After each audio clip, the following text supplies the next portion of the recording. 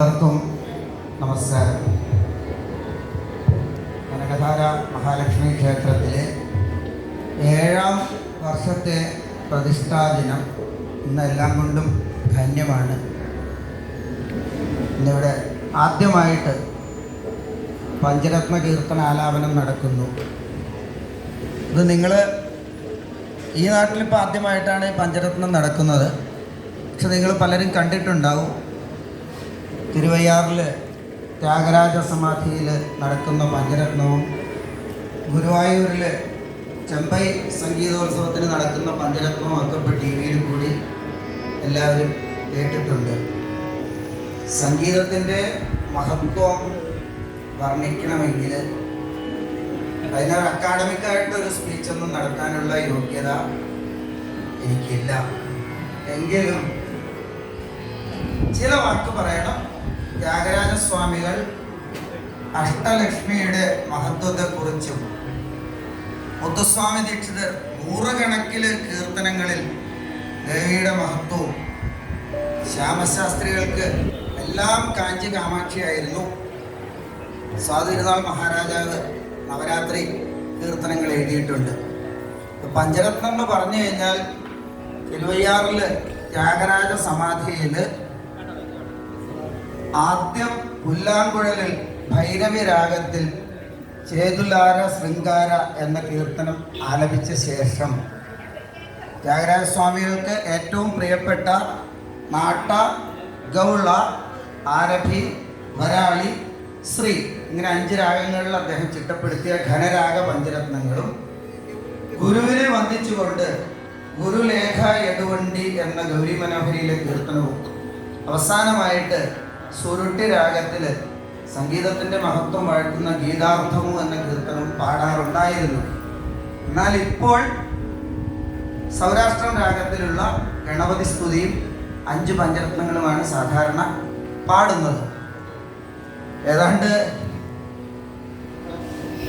99 ചക്കംകുളങ്ങര ക്ഷേത്രത്തിൽ ആദ്യമായിട്ട് പഞ്ചരത്നം നടത്തിയപ്പോൾ എൻ്റെ വലങ്കയായിട്ടുണ്ടായിരുന്ന പല സുഹൃത്തുക്കളും ഇന്നിവിടെ വന്നു. വിശ്വനാഥൻ, ഗോപാലകൃഷ്ണൻ, സതീഷ് വർമ്മ, അങ്ങനെയുള്ള പലരും അന്ന് കുട്ടികളായിരുന്ന പലരും ഇന്നിവിടെ എത്തിയിട്ടുണ്ട്. അവരോടൊക്കെ മഹാലക്ഷ്മിയുടെ നാമധേയത്തിൽ ആദ്യം തന്നെ നമസ്കാരം പറയട്ടെ. ഇന്ന് RLV കോളേജിലെ head of the department mridangam doctor Kuttamperoor Aneesh Krishna മൃദംഗത്തിൽ മുൻകൈ എടുക്കുന്നു. ഇനിയും 2 പേര് വന്നുകൊണ്ടിരിക്കുന്നുണ്ട്. വയലിൻ, മൃദംഗത്തിൽ തന്നെ നമ്മുടെ പ്രിയ സുഹൃത്ത് രൂപേഷും, എൻ്റെ മടിയിൽ പപ്പടട്ടിന്നിലും മൃദംഗം വായിച്ച് തുടങ്ങിയ മുരുകൻ, ഇന്ന് വക്കീലൊക്കെയാണ്, വലിയ ഗ്രേഡഡ് ആർട്ടിസ്റ്റാണ്, അവരൊക്കെ വന്നിട്ടുണ്ട്.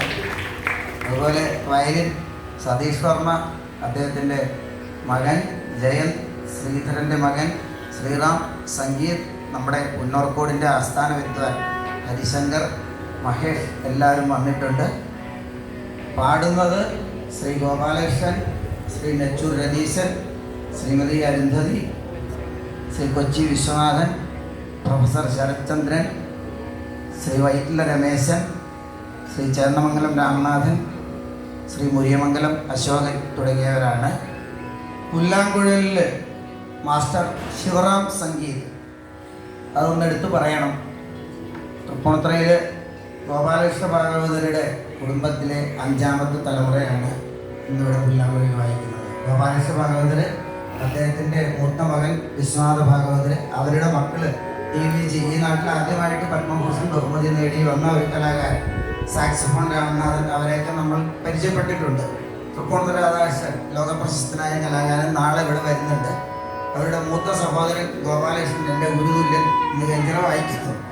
അദ്ദേഹത്തിൻ്റെ മകൻ സംഗീത്, അയാളുടെ മകൻ ശ്രീറാം, ശിവറാം പുല്ലാങ്കുഴൽ വായിക്കുന്നു. അപ്പോൾ ഒരു 3 തലമുറയും കൂടി ഇന്നിവിടെ സംഗമിക്കുകയാണ്. വിശ്വനാഥ ഭാഗവതരുടെ, ഗോപാലകൃഷ്ണ ഭാഗവതരുടെ കുടുംബത്തിലെ 5ാം തലമുറ. അത് 2 വയസ്സുള്ളപ്പോൾ ഒരു കച്ചേരി കഴിഞ്ഞപ്പോൾ അയാൾ മൃദംഗത്തിൽ താളമിട്ടപ്പോഴേ ഞങ്ങൾക്ക് മനസ്സിലായത് എവിടെയോ എത്തുന്നുള്ളത്. ഇങ്ങനെയുള്ള ആളുകളൊക്കെ ഇവിടെ വന്നതിൽ വളരെയധികം സന്തോഷം. അപ്പോൾ ഇതിന് അക്കാഡമിക്കായിട്ട് കുറച്ച് സംസാരിക്കാനൊന്നും ഒരു മൂഡില്ല, അതിനൊന്നും ഞാൻ യോഗ്യനുമല്ല.